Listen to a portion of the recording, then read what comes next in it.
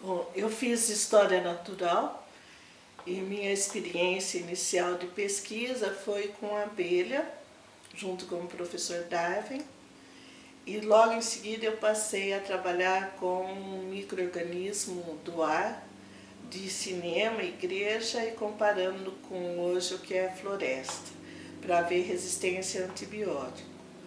Então, meu primeiro orientador foi o José Teófilo do Amaral Gurgel, da Exalc.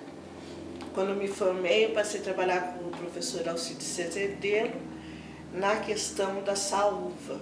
Então, eu trabalhei 5 anos na minha tese de doutorado, junto com ele, trabalhando em bactérias que vivem em ninho de formiga cortadeiras. Durante esse tempo, nós tivemos que fazer o exame de pré-banca e os membros dessa banca foram escolhidos no Departamento de Química da USP, em São Paulo. Quando eu fui fazer esse exame, eles me convidaram para fazer um exame de seleção para pós-graduação.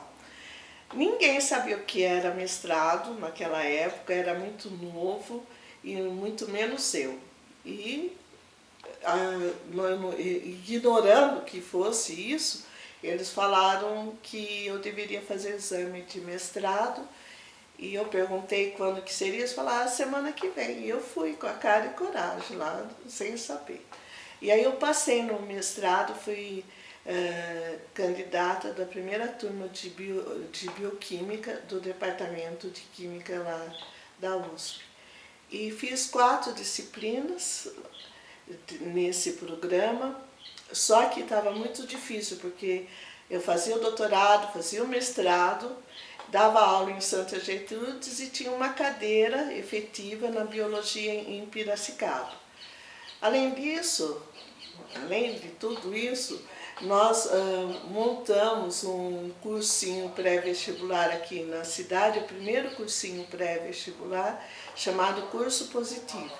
No início tinha 8 sócios, dentre esses sócios nós tínhamos o Dr. Cassola, da Unicamp, tinha o professor Chuite, a sua esposa Glória, eu e um ex-noivo meu.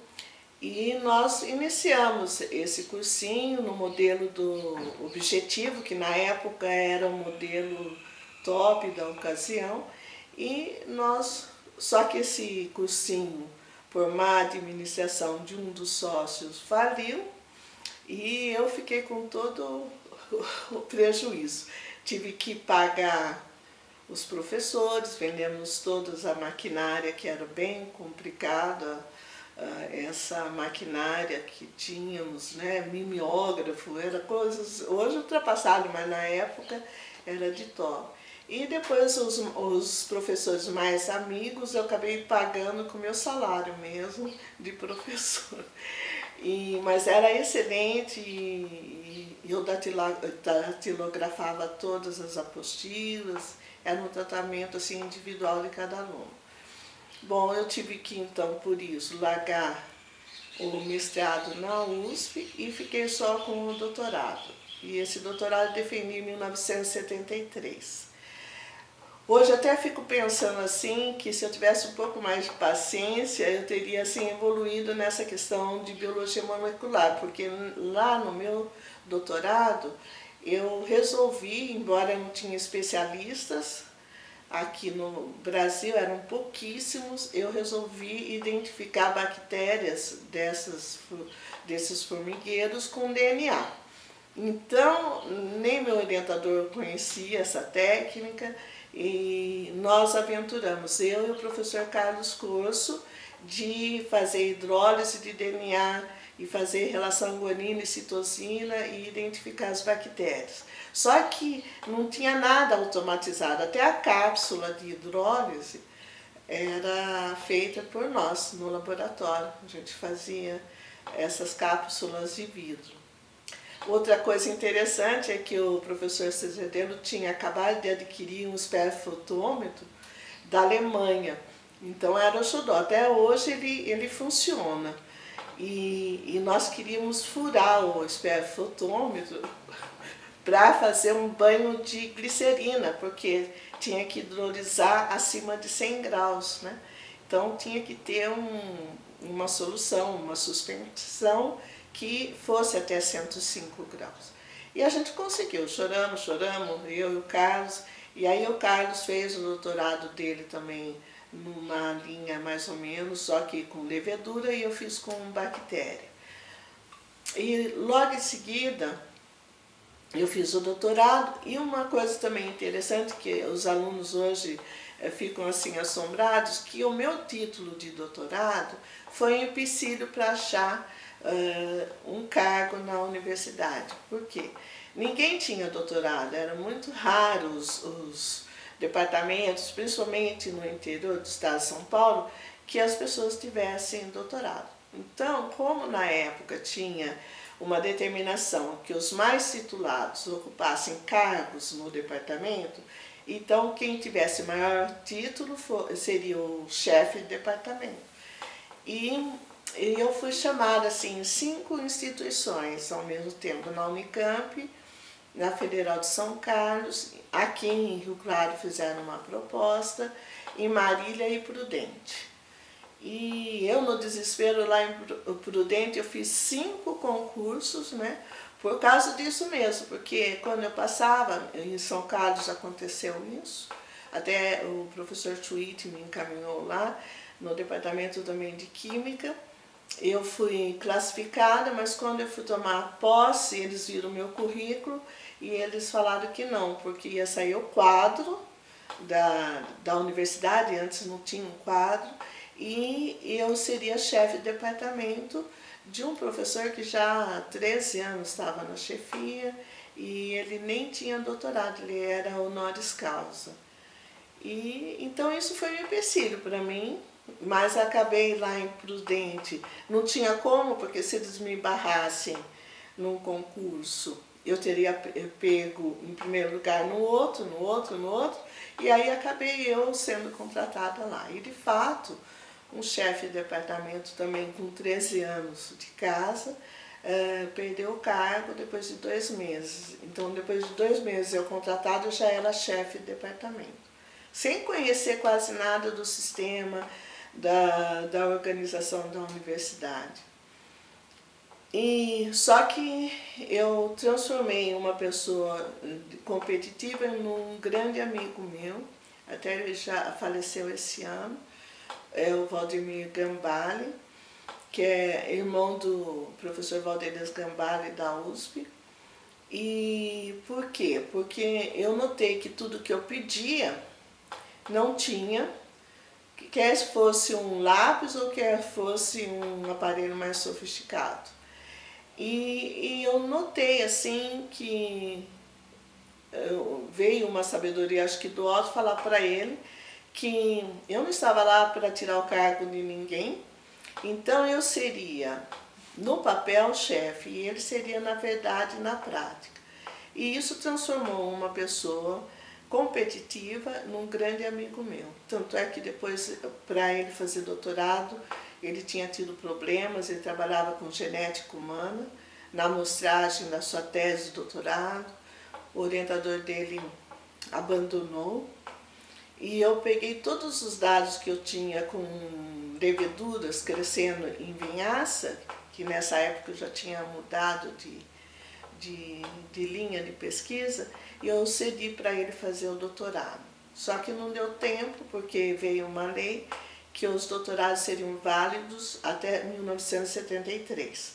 Depois todo mundo era obrigado a fazer mestrado. E aqui um parênteses. Vocês veem que agora, hoje, isso, a própria FAPESP diz que não é necessário mestrado, desde que o indivíduo interessado tenha um certo gabarito para fazer um doutorado direto.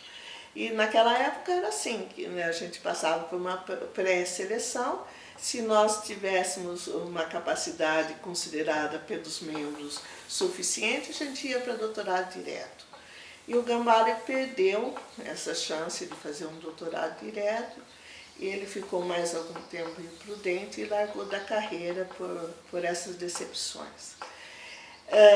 E ele se tornou um grande amigo meu e eu fiquei imprudente em até a criação da Unesp. Lá, quando eu cheguei, não tinha hábito de fazer pesquisa, também era um colégio praticamente, o Instituto isolado. Tinha um curso de biologia que tinha 90 alunos à noite, que vinham assim, do Paraná, porque Prudente fica próximo à fronteira. Era um curso muito bom, mas ele foi cancelado. Então, durante os 3 anos que eu permaneci lá, eu comecei a criar as linhas de pesquisa. Então, eu tive que criar o departamento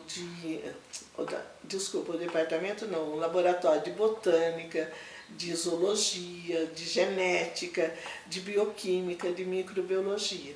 Então, demorei 3 anos para criar esses laboratórios, né? E buscando, inclusive, material para esses laboratórios. A gente fazia excursões grandes no litoral para a captura de animais marinhos, porque Prudente fica muito longe, né, do litoral, e a gente conseguiu, montamos um departamento mesmo de biologia com todos esses laboratórios. Quando estava tudo pronto, eu falei, bom, agora a pesquisa vai deslanchar.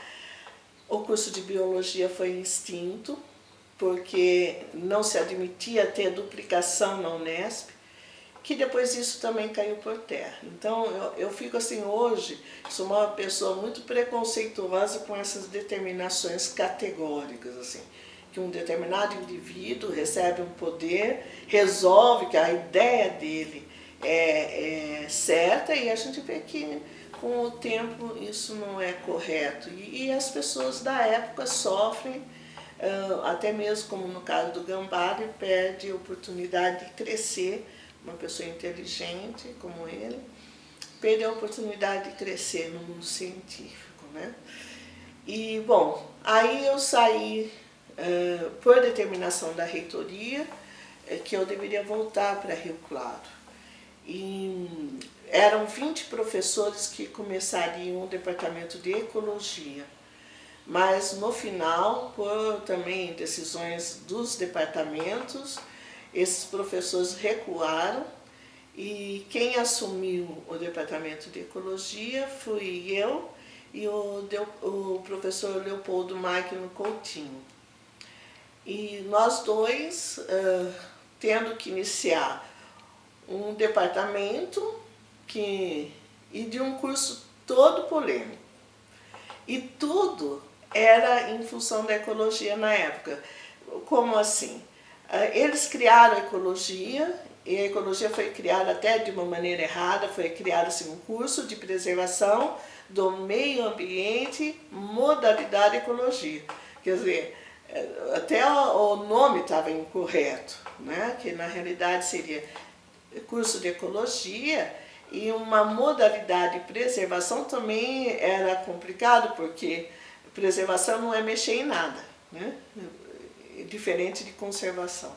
Então, era assim, a gente via que as pessoas não tinham essa formação na área ambiental mesmo, e eram polêmicos. Tudo era atribuição da ecologia. Por exemplo, se o aluno precisasse de um xerox, era atribuição do departamento. Todos os TCCs hoje era atribuição do departamento. Então, no começo, a gente viu assim, que nem o instituto assumiu o curso, né? Porque o curso não é do departamento. Coincidentemente, é o mesmo nome, mas na realidade é uma responsabilidade, acho que até institucional, é da Unesp e depois do Instituto, né? E essa visão institucional é que eu acho que eu deixo hoje registrado, que eu acho que falta no professor universitário. O professor universitário atua não em benefício da instituição. Ele é muito ele é egocêntrico. A carreira universitária torna o indivíduo muito egocêntrico e às vezes ele desenvolve e ao redor dele não, porque ele está interessado na carreira dele. E eu não sei, eu nunca tive essa visão. eu fiz o meu pós-doc na Guatemala, no Instituto de Tecnologia Industrial.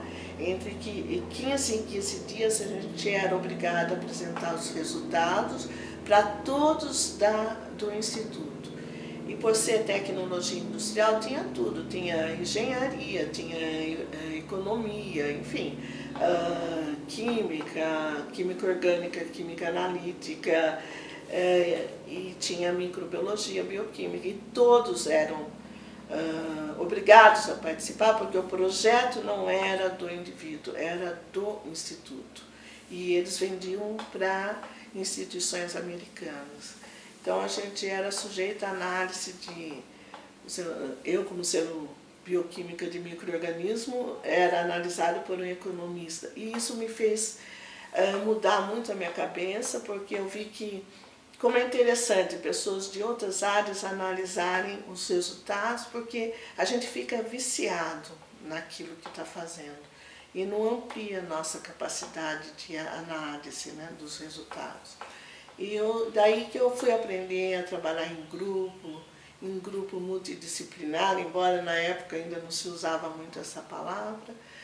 Enfim, fiz o pós-doc lá com polpa de café, que é um problema porque eles tratam o café por via úmida, só o Brasil é por via seca, e tem muitos problemas ambientais por causa disso. Então nós trabalhamos lá em 2 projetos, um produção de proteína microbiana no suco de polpa e outro a transformação de polpa de café em compostagem. Aí cheguei aqui, já era chefe de departamento, o departamento de ecologia foi criado no início de 1978 e eu fui a chefe, fiquei chefe vários anos, depois vários anos subchefe e nós fomos montando também o departamento de ecologia, que começou numa salinha 3x3 lá no antigo horto florestal, com 2 escrivaninhas, 4 cadeiras, um secretário. E foi começar tudo de novo, a construção do primeiro prédio aqui no campus aqui da Bela Vista. Nós participamos e não era a minha formação, mas tinha que calcular wattagem, tinha que calcular, eram 18 disciplinas no departamento com 2 professores, então imagina como era difícil essa previsão de crescimento e logo em 79 foi feito o primeiro concurso. Aí vieram os primeiros professores para o departamento de ecologia e foi difícil, porque não tinha especialidade no Brasil ainda sobre vários. Para a ecologia humana foi contratado um especialista de camarão. Então era complicado. Teve um outro professor que deu na época 5 disciplinas diferentes. E quando ele foi passar para os concursos da carreira acadêmica, ele foi criticado, que ele não tinha especialidade. Coitado. Além de quebrar galhos, ainda ele levou chumbo, né? Vamos falar o linguajar popular, de ter sido assim, disponível a dar tantas disciplinas no departamento.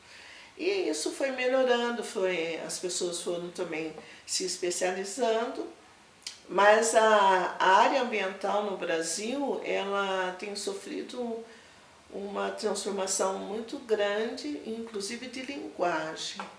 Então, quando eu vejo, assim, até livros que eu já escrevi, que até um deles, em 1992, ganhou o prêmio Jabuti, hoje, quando eu leio aquele livro, eu acho ele ultrapassado demais, em termos de linguagem e até mesmo de visão.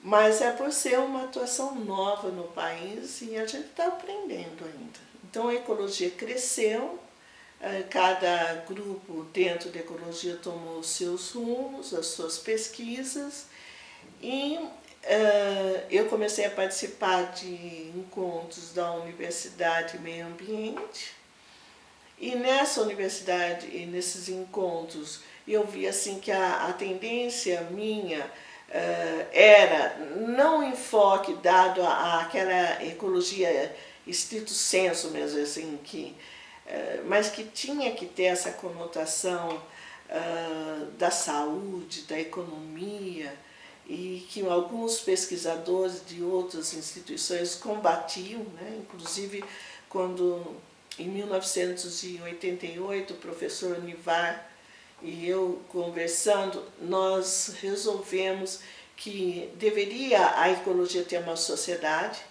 e foi criada então a Sociedade de Ecologia do Brasil e com sede aqui em Rio Claro. Foi uma luta, foi quando a gente propôs, a comunidade chiou, né? Porque imagine Rio Claro, e no fim ele foi o primeiro presidente na Sociedade de Ecologia do Brasil, eu fui secretária.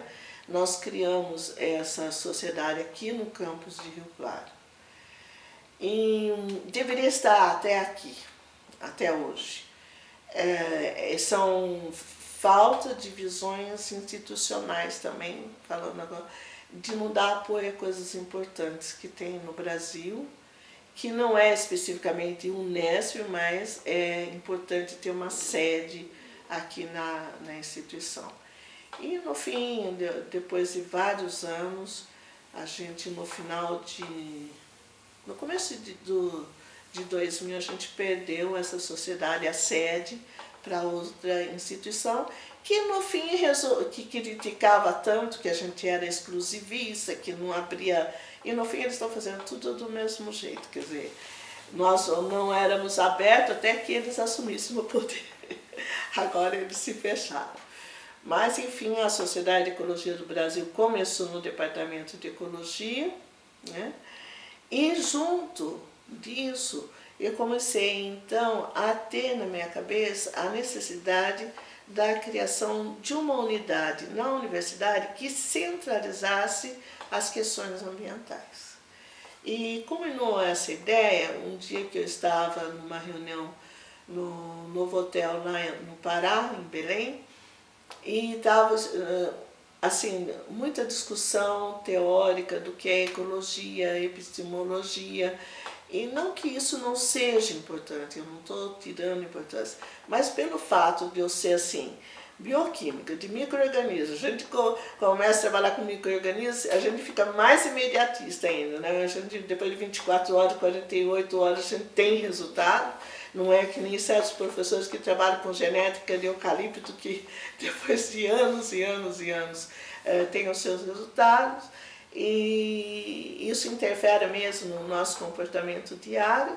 E eu vi, assim, eu saí, porque eu não aguentava mais aquela discussão, para mim, né, muito teórica, muito filosófica. E eu saí, dei uma desculpa que eu estava precisando de café, e fui lá tomar café e vi a floresta pegando fogo. E aquele contraste do mundo teórico de uma classe que estávamos reunidos, da prática de um fogo numa floresta de grande importância internacional, foi o cume assim, da minha decisão. Falei, não, eu quero coisas práticas, e voltei para o estado de São Paulo. No dia seguinte escrevi uma carta para o reitor. O reitor na época era o NACRE, ele não me respondeu. Não me deu trela, como se eu não tivesse escrito nada. Aí mudou o reitor, eu não desisti. Agora era o professor Landim. E eu comecei então a pedir uma reunião com ele, até que eu consegui, e falei para ele da minha ideia. Ele falou, põe no papel. Mas eu não sabia, e para mim é muito importante registrar isso, da criação do SEAPLA. E eu estava também propondo uma unidade na área ambiental. Então aí isso surgiu uma grande luta, e mesmo pessoal, porque eu estava propondo uma unidade, só que era completamente diferente. O SEAPLA era para trabalhar com sensoriamento remoto, uma unidade que era auxiliar ligada a uma instituição. E eu tinha uma ideia completamente diferente. Eu não queria uma unidade ligada a nada. Por quê? Embora eu estava na ecologia, eu não queria que ela tivesse essa unidade de serviço só para ecólogos. Queria sim para todas as áreas que atuassem na área ambiental. Não só de Rio Claro, como da universidade. Então, que o CEA, que depois passou a ser chamado Centro de Estudos Ambientais, tivesse assim, fosse uma unidade ligada à reitoria, porque daí ela não tinha cara de geógrafo, de geólogo, de botânico, de bioquímico, não que essas caras não sejam bonitas, mas enfim, não queria essa tendência e todos reunissem para trabalhar em conjunto. Essa era uma questão. Segunda coisa, que eu vi a dificuldade, como eu tive que viajar na época, nos 25 campi da Unesp, eu vi a dificuldade de um professor de Prudente, ou de Assis, mesmo de Ilha Solteira, ter um aparelho avançado, que fosse bem específico.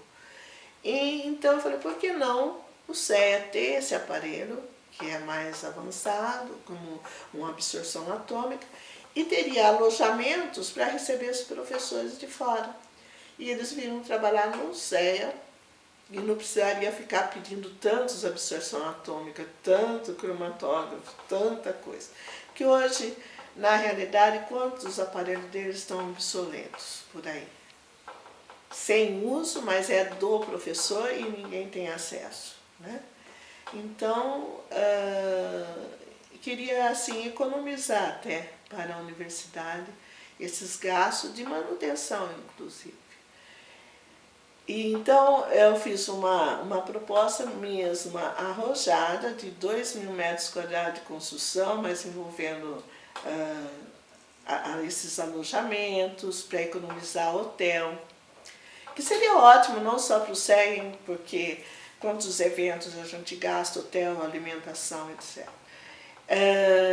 As salas de aula, os laboratórios de pesquisa, inclusive uma área para trabalhar com radioisótopo, com toda a regulamentação adequada.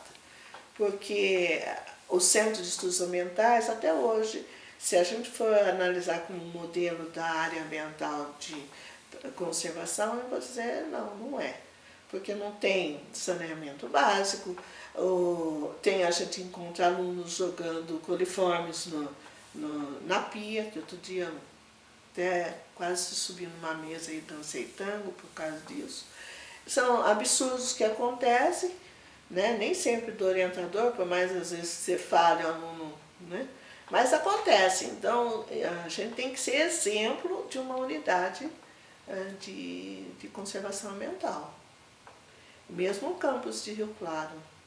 Mas, enfim, voltando com a questão do CEA, em 88 nós fizemos o primeiro evento de estudo de impacto ambiental, tem todo ele filmado. E é interessante, porque além da gente mudar no fenótipo, né, durante esses anos, começam pessoas de grande renome até hoje, como Inés Salati, professor Tunguise. A gente vê a linguagem como é antiga, né? A minha também, por que não dizer, né? E isso mudou, essa linguagem. Até uma vez eu propus para o curso de letras de Araraquara fazer um trabalho dessa evolução linguística, né? Nem sei se é linguística, mas enfim, da linguagem da área ambiental. É muito interessante ver como é uma onda, né? Primeiro era ecossistema, depois era a equipe multidisciplinar, virou transdisciplinar, holística, né? São termos agora sustentabilidade. E a gente vê como são ondas, mas são ondas sérias, que devem ser momentos de reflexão, né, para nós, da velocidade da degradação ambiental. O CEA, então, eu fui 5 anos diretora dele, depois sucederam outros diretores. Nesse ano, em 2010, o CEA está fazendo 20 anos de existência. E ainda vamos dizer, não sei se eu estou sendo drástica, mas ou é um tendão de Aquiles rompido, ou é um esporão no calcanhar de alguém. Unidade complementar na Unesp ainda é mal entendida, principalmente na Unesp, sendo que a USP e a Unicamp têm unidades complementares e estão sendo assim unidades avançadas por causa da importância da direção nessas unidades. Enquanto que a Unesp está tentando exterminar, se não de uma vez, aos poucos. Eu acho que eu vejo como o CEA tem sido tratado e é uma tristeza a gente ver assim, a falta de apoio que a gente sempre teve, mas agora ultimamente muito mais. Sendo que poderia a própria instituição, e como ela não é ligada nem ao UNB, nem ao IGCE, nem local tem os seus apoios, quer dizer, né? Assim, não é da reitoria por certos momentos, não é, mas eu acho que vale a pena, independente de eu trabalhar até 70 anos ou não, que alguém assumisse e lutasse pela sobrevivência e voltasse a resgatar o objetivo inicial da criação de uma unidade complementar, né? E resolver problemas da sociedade, da comunidade, porque nós vemos assim, por mais que Rio Claro seja um centro assim, mesmo de muita gente trabalhando na área ambiental, muita gente, né? Nos mais setores diferentes, tem muitos professores trabalhando nessa área. Mesmo Rio Claro e a região, a gente vê como falta a questão da conscientização da comunidade, um trabalho mais sério. E não é, aí não é questão de classes sociais, porque eu acho que mesmo, eu não gosto de classificar A, B, C ou D, o mais pobre ou mais rico, mas enfim, todas as classes são mal educadas e a gente vê problema de lixo, tanto nos bairros mais abastados como na periferia, os problemas de lixo são tremendos. E mesmo começa na questão do consumo. Eu acho que o problema ambiental é consumo. É difícil a gente mudar. Eu brinco sempre que na mulher é mais difícil do que o homem, apesar que hoje o homem também está indo para essa linha de consumismo, mas a mulher, se ela tiver 10 bolsas,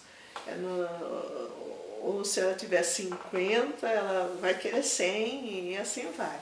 E eu estou falando da bolsa, então por quê? Porque isso resulta em lixo. É pacote, é o papel, é o plástico, mesmo em supermercado. Toda vez que você vai em supermercado, você vai comprar um produto, você volta com 50. Né?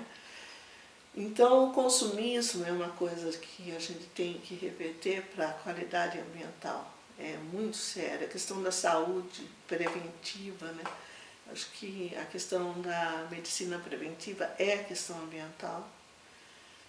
E sempre eu falo que a prevenção é bem mais barato do que a correção. Então, o CEA, ele precisa retornar, inclusive, à questão de uma pós-graduação em stricto sensu, lutar por isso, nessa área.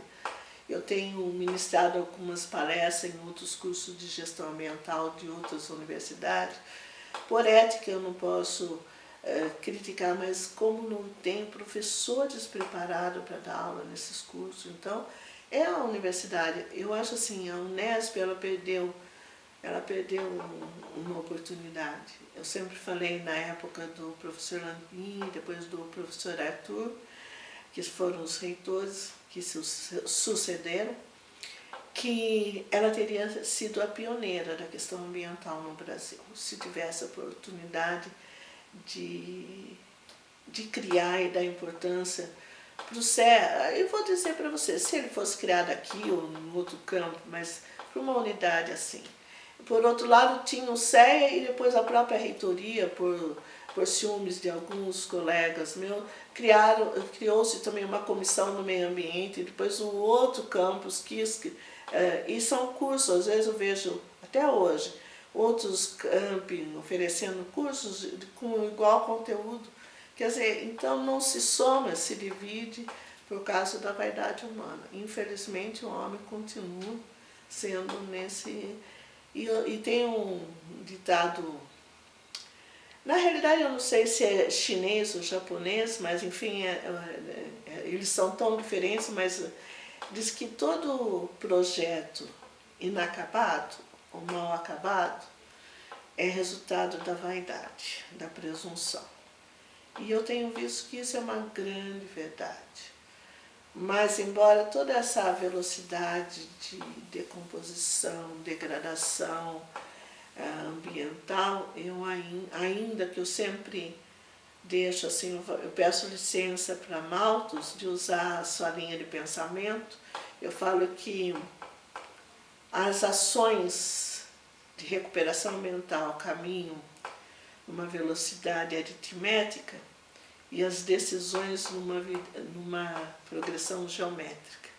Então eu não acredito que vá alcançar, as decisões vão resolver, mas em certos momentos mitigar, porque a velocidade da degradação ambiental é muito rápida e eu acho que a morosidade E não adianta ter lei, porque o Brasil tem tanta lei que a gente fez estudo aqui no CEA de conflitos da lei federal, estadual e municipal. Existem tantas leis que agem. Então não é o problema, não é lei, é consciência, é cultura, é educação da área ambiental.